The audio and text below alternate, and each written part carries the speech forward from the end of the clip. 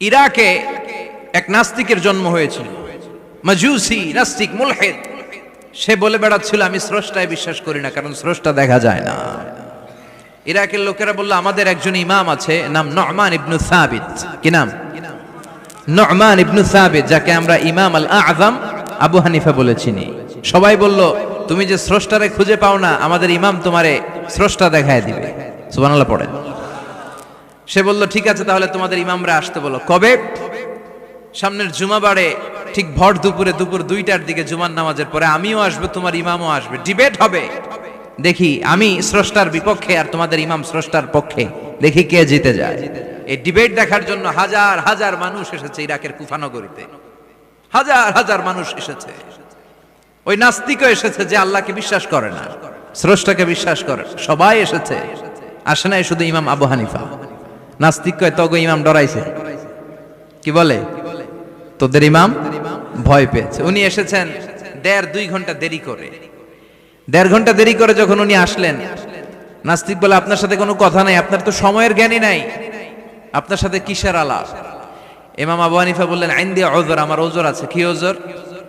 তিনি বললেন আমি যখন ঘর থেকে বেরোই আমার বাড়ির সামনে বিশাল এক নদী পড়ে যায়, আর এই নদী পেরোতে আমার নৌকা ব্যবহার করতে হয়। আজকে এসে দেখি নৌকাও নাই, মাঝিও নাই, কিচ্ছু নাই। কিভাবে পার হবো? হঠাৎ দেখলাম নদীর পাশে বিশাল বড় গাছ, গাছটা হঠাৎ এমনি এমনি 2 টুকরা হয়ে গেল। গাছ থেকে বিশাল কাঠের তক্তা বের হয়ে গেল, তক্তাগুলো অটোমেটিক্যালি জোড়া লেগে নৌকা হয়ে গেল। এই নৌকা মাঝি ছাড়া সা করে আমার সামনে চলে এলো। আমি নৌকায় বিসমিল্লাহ বলে বসে পড়লাম। হঠাৎ নৌকা আমারে টান দিয়ে ওপারে নিয়ে এলো। তারপর আমি আপনার এই ময়দানে ছুটে এসেছি। এই যে গাছ কাটা, তক্তা হওয়া, নৌকা হওয়া, মাঝি ছাড়া চলা, এই প্রসেসিং হতে আমার 2 ঘন্টা সময় লেগেছে। I am extremely sorry for that, আনা আসিফ জিদ্দান, আমি দুঃখিত। নাস্তিক নেতা বলে তবে ইমাম গাঞ্জা খাইছে। কি খাইছে? তোদের ইমাম মাজনুন, জুন্না আলাই, মাথার তার সিরা নিয়ে যা। ইমাম আবু হানিফা বললেন ময়দানে আমারে গালি দিলেন কেন? পাগল বললেন কেন? তার সিরা বলে ডাকলেন কেন? মাজনুন শব্দ ব্যবহার করলেন কেন? মার্জিত ভাষা ব্যবহার করতে শিখেন। নাস্তিক বলে কেমন কথা আপনি বলেন?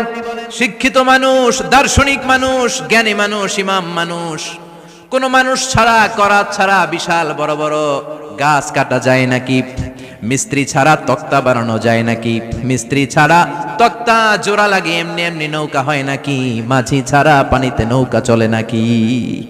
ইমাম আবু হানিফা বললেন now you're on the right track. এই তো লাইনে আসছেন আপনি। এই লাইনে আনার জন্যই তো এত গল্প, লাইনে আনার জন্যই তো এত স্টোরি আমি মেক করলাম। আপনার কথা থেকেই যদি ধরি, করাত ছাড়া গাছ কাটা যায় না, এমনি এমনি তক্তা হয় না, এমনি এমনি নৌকা হয় না, মাঝি ছাড়া নৌকা এমনি এমনি চলে না, তাহলে আকাশ কেমন করে এমনি এমনি হলো? জমিন কেমন করে এমনি এমনি হলো? দ্বীপ প্রহরের জলজলে সূর্যটা কেমন করে কিরণ দিল এমনি এমনি? আল্লাহু আকবার! কেমন করে নবমণ্ডল ভূমণ্ডল সৃষ্টি হলো? কেমন করে দিন শেষে রাত্রি আসে, রাত্রি শেষে দিন আসে? ওইটা যদি এমনি এমনি না হয়, মহাবিশ্বের এই সুন্দর বসুন্ধরার সব কিছু কেমন করে এমনি এমনি হয়? নাস্তিক কয় হায় হায়, আসলেই তো আমি একটা উল্লুক্কা পাঠা, আসলেই তো আমি হাদারাম, এইভাবে তো ভেবে দেখি নাই। আসলে তো এগুলো এমনি এমনি হয় না। Someone is controlling everything in the world. একজন মহা শক্তিধর মহা এমডি আছে, এমডি ম্যানেজিং ডাইরেক্টর, মহা ব্যবস্থাপক, সব ব্যবস্থাপকদের বড় ব্যবস্থাপক। চিৎকার করে বলেন তিনি কে?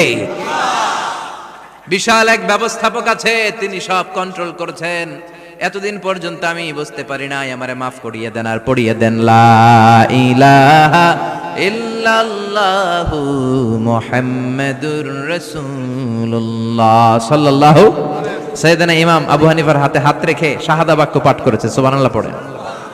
ঝিনুকের ভেতর লুকিয়ে থাকে যেমন মতি, ঝিনুকের ভেতর লুকিয়ে থাকে যেমন মতি, কালমা শাহাদাতে আছে আল্লাহর জ্যোতি, কালমা শাহাদাতে আছে আল্লাহর জ্যোতি।